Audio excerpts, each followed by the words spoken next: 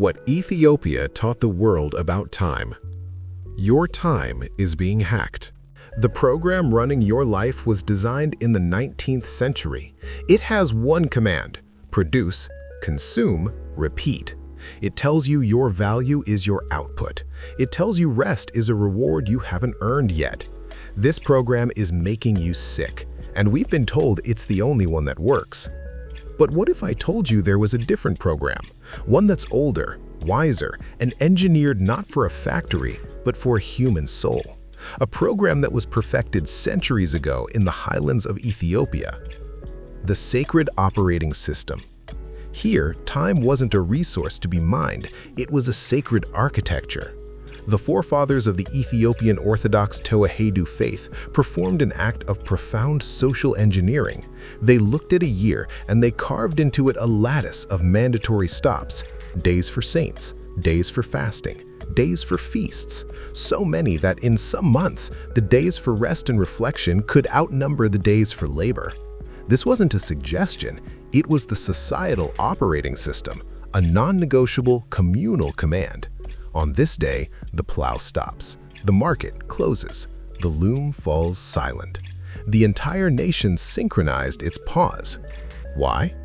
The goal wasn't poverty, it was the prevention of a deeper poverty, a poverty of the spirit. They understood something we've forgotten, that a human being is calibrated not by what they accumulate, but by the quality of their connections, to family, to community, to the natural world, to the divine. This calendar was a ladder, built of time, to climb out of the daily grind and breathe the air of a larger life.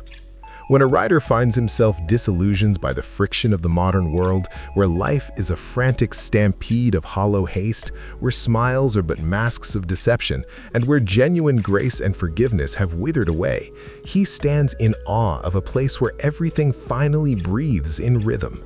It is as if he realizes that while the rest of the world is dying to stay ahead, Ethiopia has mastered the art of standing still.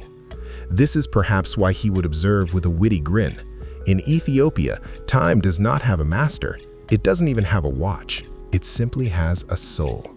While the global hustle chases the wind, we have taught time to sit down, share a cup of coffee, and remember what it means to be human. You see, work was necessary, but it was the intermission. The rest? That was the main event. It was the active, intentional state of being human. 2. The science of the pause, corroborating evidence. And this isn't just beautiful philosophy. Modern neuroscience is now mapping the very architecture of this ancient wisdom. When we finally stop doing, a crucial network in our brain powers up, the default mode network. This is the brain's integration center. It's where we weave our experiences into a coherent story of who we are. It's where true creativity is born, not from force, but from freedom. It's where empathy is built.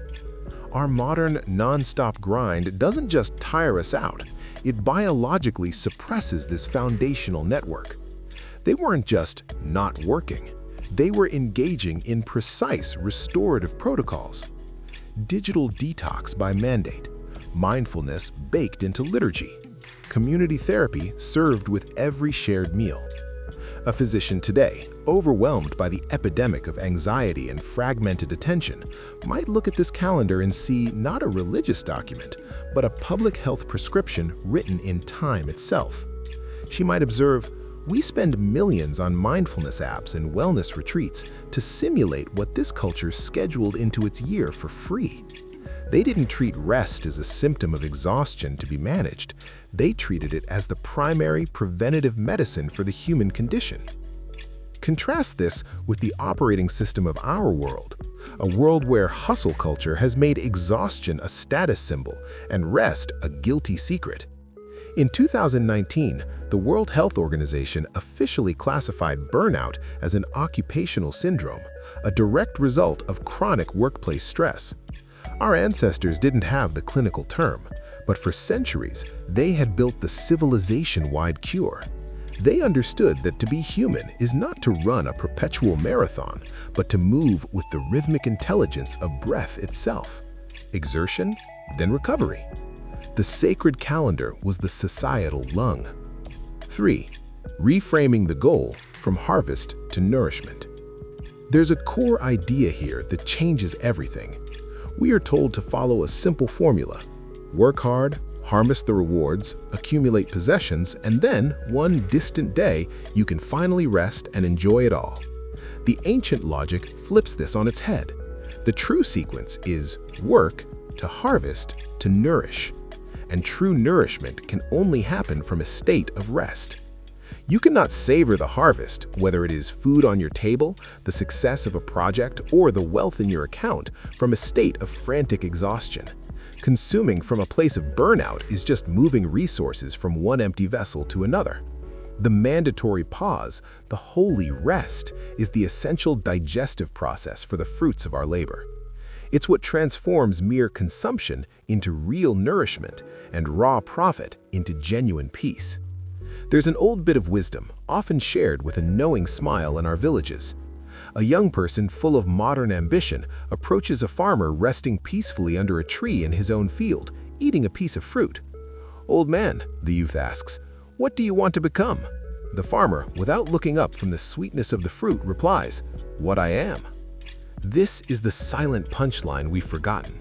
Whatever we chase, whatever trophy we buy with our labor, cannot provide the fundamental pleasure, joy, and deep satisfaction that a state of being, of true restful presence provides.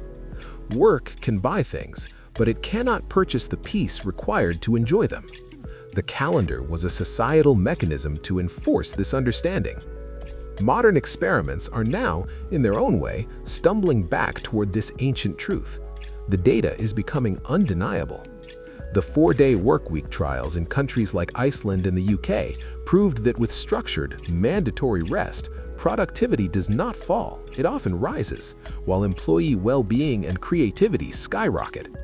The nation of Bhutan famously measures its progress not by gross domestic product, but by gross national happiness, prioritizing spiritual, communal, and environmental health alongside economic development. And studies on the Jewish Sabbath, Shabbat, show that communities practicing this mandatory weekly rest report significantly higher life satisfaction, stronger family bonds, and greater resilience. These are not anomalies, they are confirmations. Structured, communal rest isn't a sign of laziness or poverty. It is the non-negotiable foundation of a sustainable, creative, and truly prosperous society. Our ancestors didn't just understand this in theory, they built their civilization upon it. They knew that the ultimate goal of all our striving wasn't to have more, but to be more fully, right where we are. 4. The Go Back Protocol, your first step. So what do we do with this? At Go Back, we don't preach nostalgia, we extract the operating principle. But before we can build, we must detox, because the modern mind has been poisoned. The first toxin to expel is the disinformation that links mandatory rest with primitive dogma, with poverty, with dependence, with falling behind. It is the lie that to pause is to be erased from the contemporary world. This is the propaganda of the perpetual machine, and it has made us afraid of our own humanity. Therefore, your first protocol is not an action, but a reclamation of understanding. See yourself not as a consumer or a cog, but as a change agent. You are not looking backward in fear, but carefully assessing a past healthy norm, a proven human technology, and attempting to apply its right principle without apology. Begin with the courage that comes from knowing you are doing this for yourself first. No one is going to blame you for choosing to breathe. And from that centered, nourished self, the impact will naturally ripple to your near community. This is how we move. Heal the node to heal the network. From this detoxed space, we implement protocol number 1, the personal Saints' Day. 1. Declare your sovereignty. Look at your next 2 weeks. Choose one evening or half day.